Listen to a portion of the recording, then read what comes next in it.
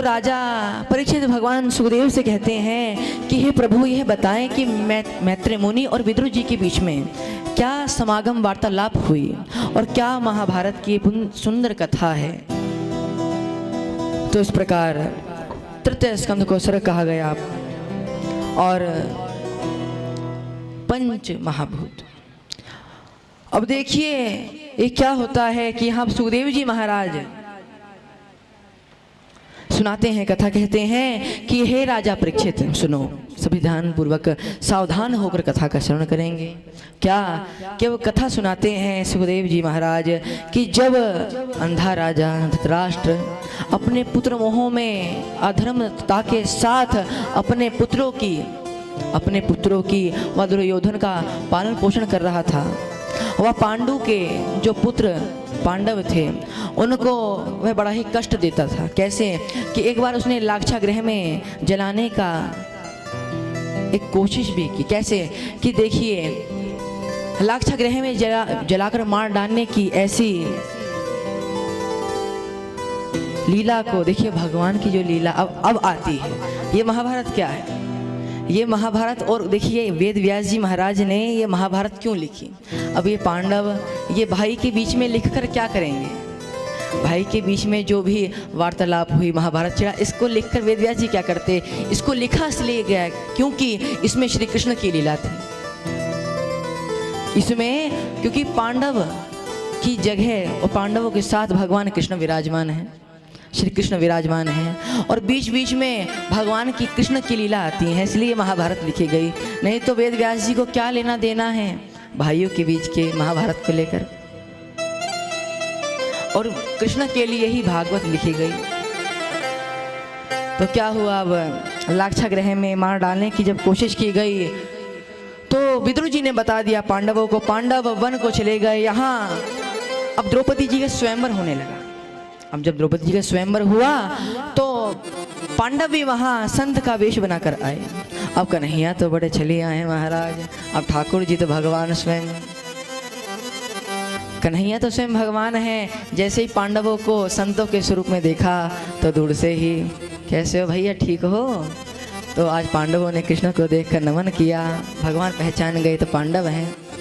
अब देखिए यहाँ पर क्या है, जो तेल में बनी हुई आकृति मछली की देखकर मछली का मत्स्य भेद, मछली की आंख को भेदेगा, वही द्रौपदी माता जी से नाता जोड़ेगा मैया। कैसे कि अब यहाँ पर तो अनेकों अनेक महारथी महाराज राजा आए, राजा इत्यादि सब आए थे।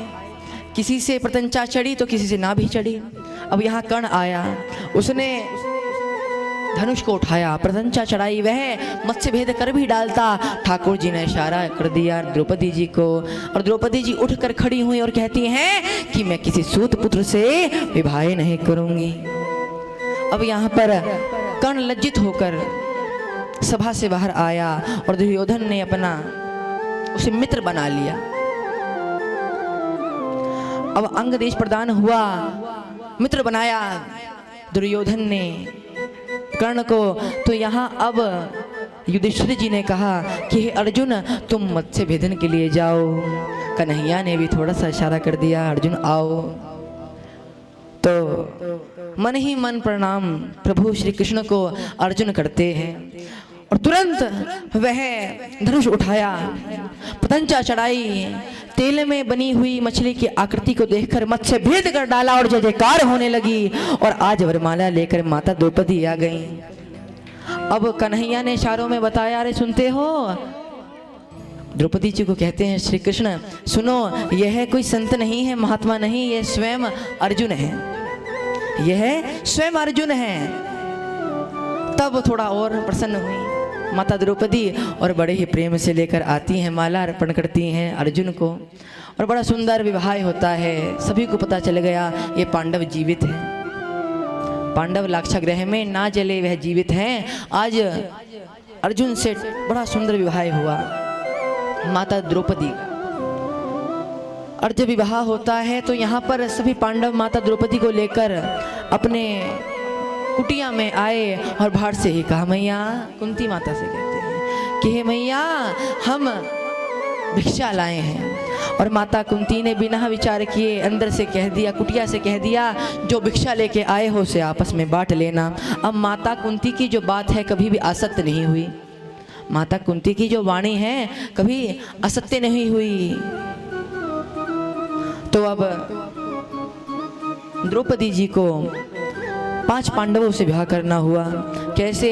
क्योंकि अब माता कुंती जी की जो वाणी है सत्य भाषण तो है, कहती नहीं, जो एक बार उन्होंने कह दिया वही होकर रहता है।